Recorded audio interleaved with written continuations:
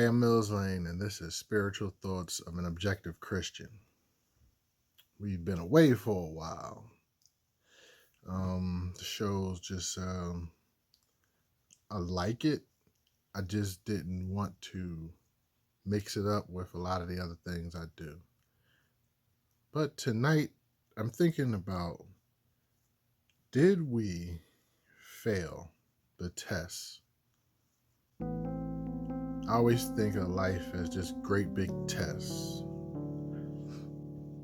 As Christians, we're taught about the free will, how you have the ability to make your own choices based on the situations that come about. We have this pandemic that was caused by a coronavirus called COVID-19.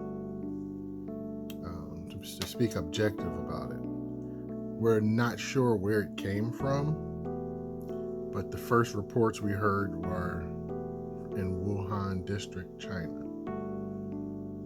The disease virus spread across the world. So there were major outbreaks in Europe, Asia, mainly China, and also North and South Americas.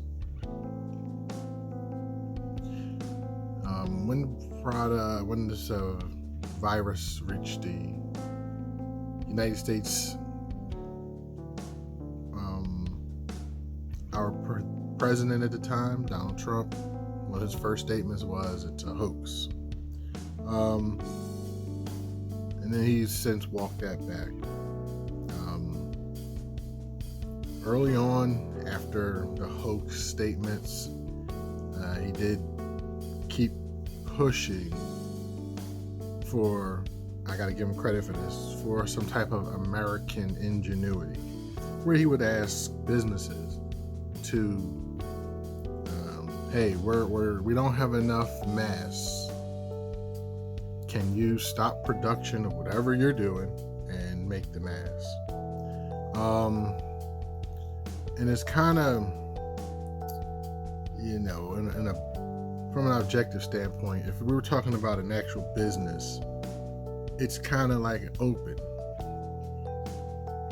That's like if my company's job was to make cell phones and you started asking me to make toilet paper. We'll get back to toilet paper. It can be done, but how quickly can it be done? Especially if I don't have the infrastructure of those, to make those items. So, from a objectivist side, businesses were kind of like, hey, kind of like, okay, well, what I'm gonna get, you know how it goes. And then this thing kept growing and growing. The biggest hotbeds in the country were New York and New Jersey. And it's almost like, if you look at it, New York is the capitalist, hub of America. And a lot of the people that make the big dollars live in New Jersey. So I started thinking of it as a rich man's disease. It's like, well, only people connected getting it. You're hearing about Tom Hanks, and you're hearing about NBA players. And the NBA players is what kind of freaked everybody out. The ones in Utah for that. We saw, from our American living rooms, we saw people in Australia fussing and fighting over toilet paper. And, you think about it, because why would they do that? And some of the reasons behind it was the CDC kept recommending quarantining yourself for 14 days. But when you say something like quarantine, you kind of leave an open door to somebody to overreact. And because everybody overreact at the same time, and then that level of fear, pretty soon toilet paper started running out in America too. Yeah, so the Americans started freaking out with the toilet paper as well. We saw plenty of fights, and that's why it brings me back to, did we fail the test? The Christian way, Jesus tells you to look out for your fellow man, love your fellow man, love thy neighbor, and as you would want, God to love you. And I don't, from that standpoint, it was something that's difficult because this COVID-19 is unseen. It can go undetected for days. We really didn't have the proper testing for it. We still don't, because a lot of the machines that were made to perform the test have been running on 24-hour cycles, and they weren't built for that. So we've been getting false tests, false positives. Everybody that has had symptoms hasn't been tested, so we don't know if they're still living with it or not. We don't know if, we also have people, I forget the term, but asymptomatic, where they have it but their body's not showing any signs, so they can still be out jogging and moving along. So from a humanitarian standpoint, America failed. They struggled to get a stimulus through, because I failed to mention, once the panic kicked into high gear and we realized that we needed to do something new called social distance, it became more of let's close down things that are not essential and then keep open things that are essential. So, for instance, going bowling is now non-essential, so bowling alleys are closed.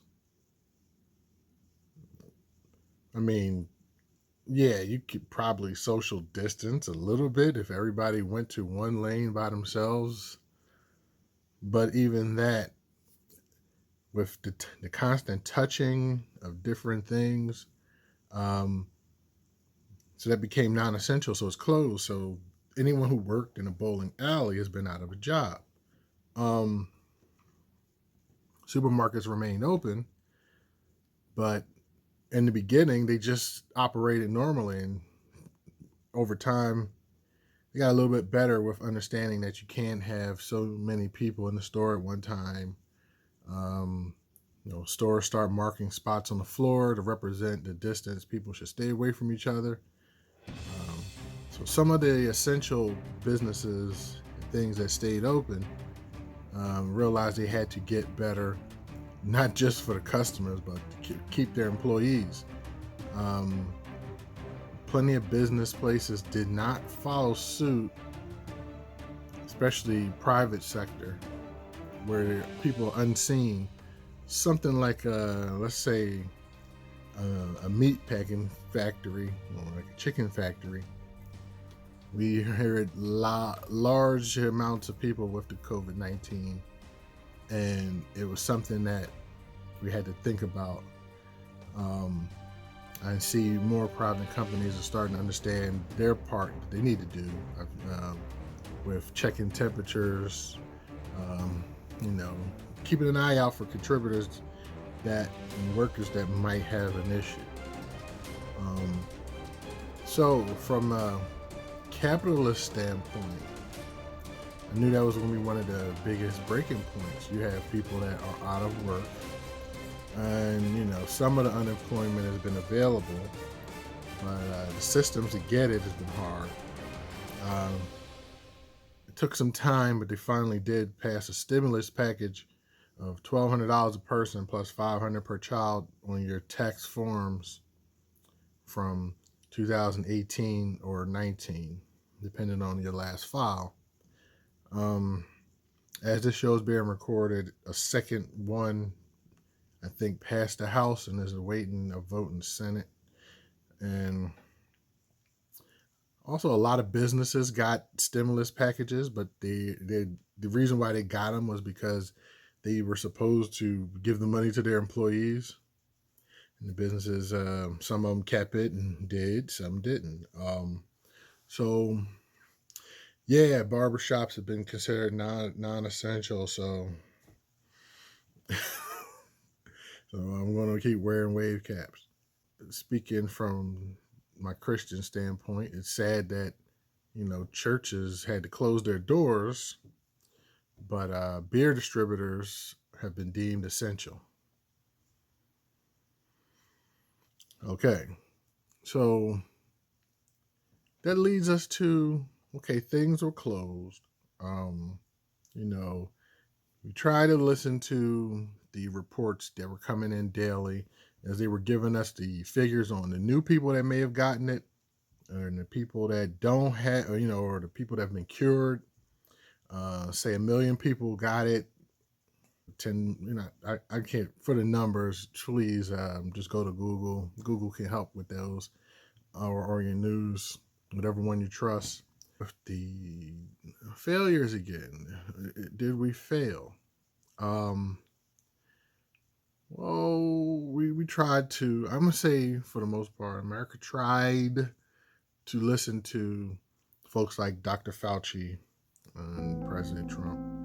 Although he gets a failing grade because not only the hoax statement, but he also misled some folks by assuming that people can shine light in their bodies and drink cleaning products or ingest cleaning products into their body, I should say, to actually kill coronavirus.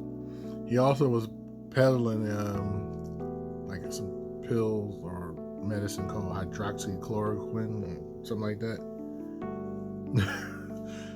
I mean, he just kept mentioning it, and then nobody was like, "Hey," nobody was co-signing him really.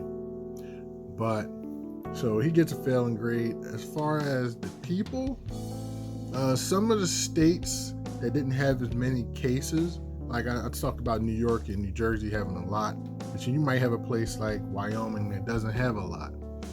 Their per capita first is under 1 million people, and then they're spaced out enough to where they just did a better job and had a better chance of keeping the numbers down. So the people in states that weren't having as many cases, and they weren't having as many people dying. So real quick backdrop on that, the numbers of deaths started to rise drastically among African American citizens. So a lot of African American citizens were the ones dying from this.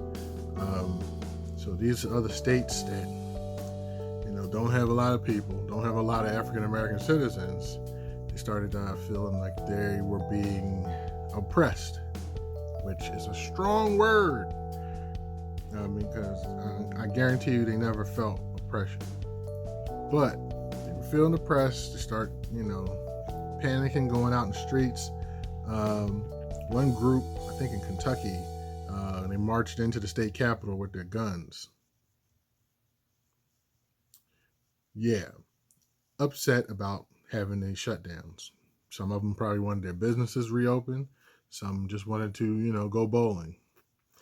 But Bowling Green, Kentucky, right? Okay. But what amazed me is not just them, but also the urban youth, because I've seen videos of young folks just want to have a party. There's been plenty of party breakups. When the guidelines said that no more than 10 people can gather, there were gatherings of hundreds of people.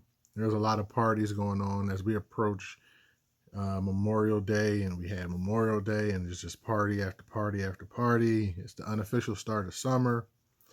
So they were protesting too. So we had a lot. and I mean a lot of Americans all over the country, pretty much protesting the shutdown. Some want their jobs. Some, just want to get back to what they feel is not a regular life. So I'm going to give the Americans D plus. Yeah. So we give the president an F. We give the citizens a D plus. Yeah, from a financial standpoint, a lot of people lost money, losing money. $1,200 one time. For people who probably make that a week or every 2 weeks, that's pretty tough to deal with.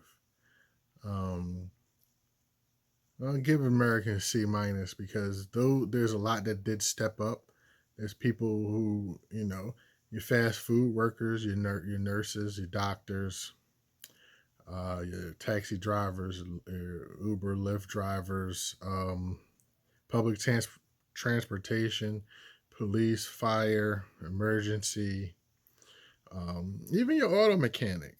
Those deemed essential, gas station attendants, supermarket workers, grocery workers, Walmart, Target, those type stores.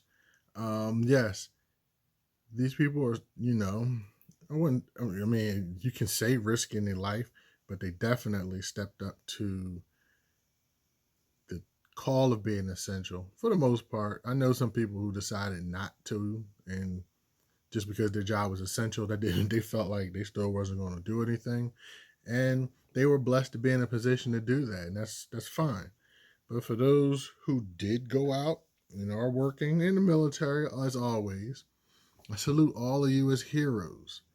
And you bring the grade of the American. If I throw in those people that are still going to work and risking, with the contact with all these other people, warehouse work, like the factory workers, like I said, those chicken places, whatever, that'll bring us up to a C plus or a C.